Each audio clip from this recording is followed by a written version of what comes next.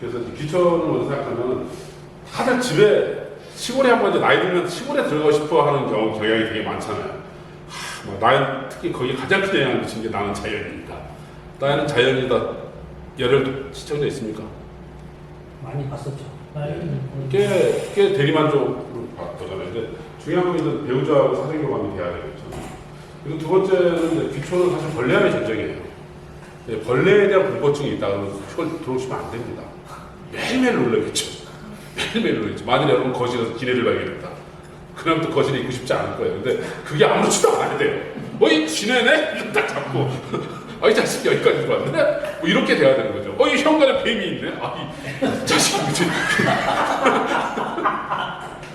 뭐 이 정도 이렇게 돼야지 시골 사는 거지. 나 뱀 봤어. 뭐 이러고 나 정원에 못 나가겠어. 뭐 이런 식으로 하면 못 쓰는 거죠.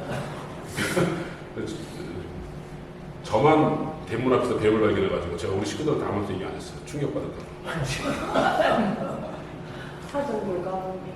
근린생활 시설을 하기를 해야 되거든요. 노후가 되면 내 마음처럼 몸이 저도 지금 저도 믿기지가 않아요. 제가 63세라니.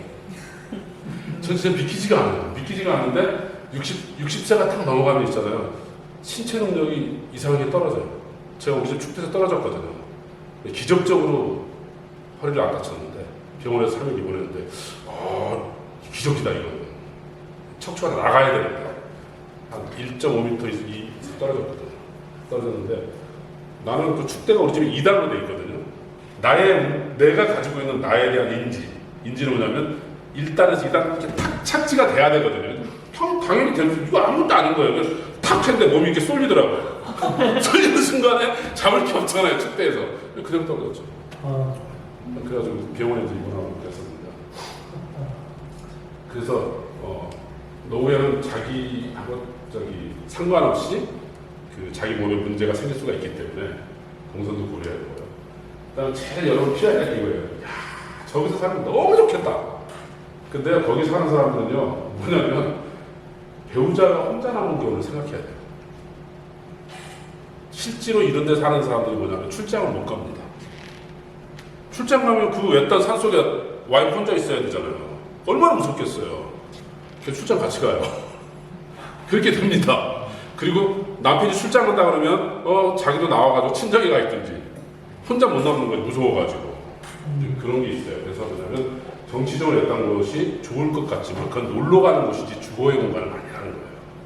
근데 대부분 하면은 하는데 못 삽니다. 솔직하게 얘기해서. 여러분 혼자 나는 장가도 안 가고 집도 안 가고 난 저기서 살래. 그러면 될 수도 있어요.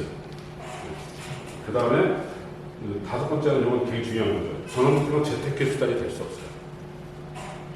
도시에서 아파트 5억에 샀더니 10억 됐어요. 이런 얘기했지만 시골집 5억에 지었더니 20억 됐어요. 그런 거 들어본 적 있나요? 그런 거 없어요. 시골의 집은 세월이 지나면서 감가상각 되면서 점점 저하되게 돼 있어요. 물론 가끔 시골 땅이 오르는 경우도 있죠.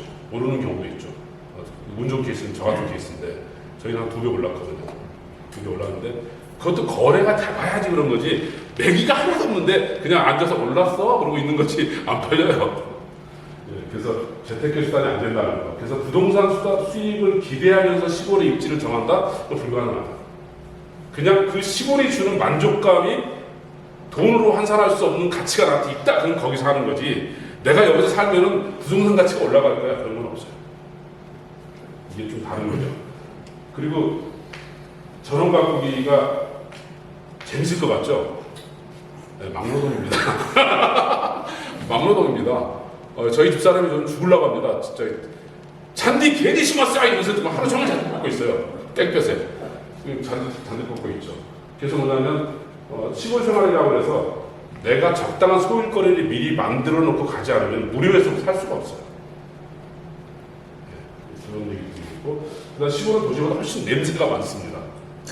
저 멀리 축사에서 스멀스멀 날아오는 냄새부터 시작해가지고 농약 냄새부터 시작해서 의외로 냄새가 되게 많은 곳이 시골이에요. 그래서 내가 후각에 되게 민감하다. 살기 어렵습니다. 그 남사애담촌 가보셨죠? 남사애담촌 들어오는 쪽 저쪽 언덕에 산에 큰 성 같은 성체 같은 거 있죠. 그게 경남에서 제일 큰 축사거든요. 그 남사 애담촌 밑에 어떤 사람이 애담문이라는 걸 막 돈을 몇 억을 들여가지고 막 꾸며놨는데 여름이 되니까 이제 냄새가 장난이 아닌 거죠. 그러니까 다 모르면 이제 그렇게 되는 거예요. 겨울에 가면 냄새 안 나거든요. 그래서 입지를 선정할 때 여름에 가보라는 거예요. 겨울에는 냄새 안 나거든요. 근데 여름에 갔더니 이 축사 냄새 때문에 살 수가 없는 거예요.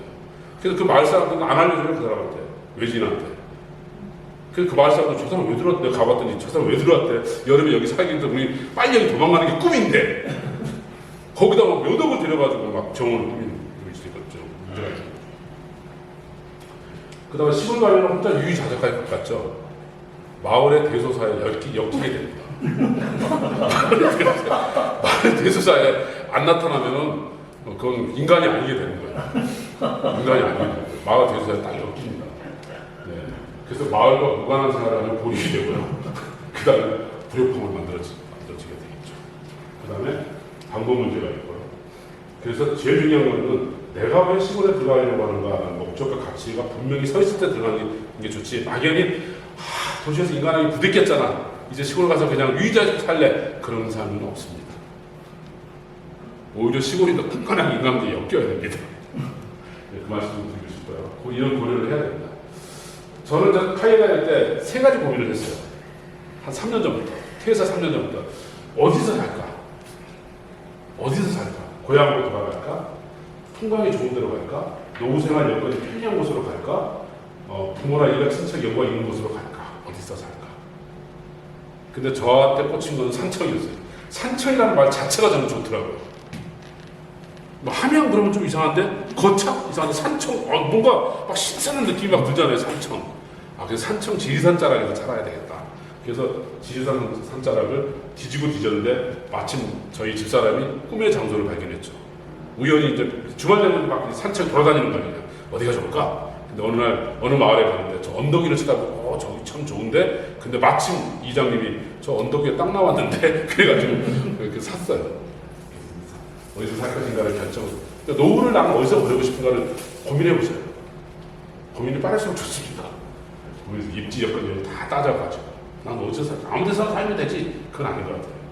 두 번째는 누구랑 살 것인가. 이게 굉장히 중요합니다. 혼자는 못 가는데 단체로는 갔어요. 그러면 뭐냐면 누구를 이웃할 것인가가 중요한 게 뭐냐면 나는 감정의 충족 상태로 살 거냐 감정을 소비하서 살 것이냐. 이 굉장히 중요한 결정이라고 생각해요. 맨날 옆 사람 찌깍찌깍 해가지고 감정의 소비를 하면서 사는 건 너무 불행하잖아요. 늘 나이 들어서까지. 그렇잖아요. 나이 들어서까지 감정의 소비를 하고 산다는 건 너무 불행하잖아요. 팀 내에서도 마찬가지죠. 팀원들 간에 감정 소비가 일어나고 있습니까? 불행한 거죠, 그건 굉장히. 난 팀에서 그 사람 보기 싫어서 정말 회사 나오고 싶지 않아. 감정 소비잖아요. 옛날에 유성팀에 두 부장이 계셨어요. 근데 둘이 마주 앉았는데 대화를 안 해요. 그래가지고 둘 다 PC로 대화해요. 근데 어느 날 놀라운 일이 벌어졌어요. 한 부장은 이쪽 머리가 바빠졌고 한 부장은 그 마주 쪽이 이제 하얘졌어요. 유명한 사건인데. 옛날에 한운수 실장 있을 때 죄수 진짜 그냥 말 한마디 안 하는데 마주 보는 쪽에 머리털이 다 빠지더라고 얘들이. 반쪽만 다 빠졌어요. 감정이 소비되고 사는 거죠. 직장생활도 좋은 동료들끼리 감정에 충족되며 살아야 되는데 소비가 일어나면 되게 힘들잖아요. 그렇죠? 혹시 그렇다면 빨리 가서 화해하고 내가 좀 실수했으면 실수했다고 얘기하고 그렇게 해서 재밌게 살아야지 얘기하고 사는 거예요. 그리고 이제 무엇을 하면서 이게 굉장히 중요하죠. 그럼 무엇하고 살 건데 나이 들어서. 그래서 제가 뭐냐면 5년 전부터 생각하는 게 뭐냐면 무엇을 하려면은 내가 존재하는 가치가 있겠구나 라고 생각하는 가치에 초점되는 일이 뭔지를 한번 찾아보라는 거예요. 5년 전부터. 이게 저는 굉장히 중요하다고 생각해요. 그러니까 제가 돈은 못 벌어도 고민은 되게 많아도 마음속에 그래도 나는 행복해라고 할 수 있는 거는 뭐 좀 가치가 있는 것 같아요. 제가 하는 일들이. 그러니까 좀 행복감이 있는 거죠. 그래서 이 세 가지를 저는 은퇴할 때 한 3년 전부터 굉장히 고민을 많이 했거든요. 어디서 살까, 누구랑 살까, 뭐하고 살까 고민을 했던 거예요.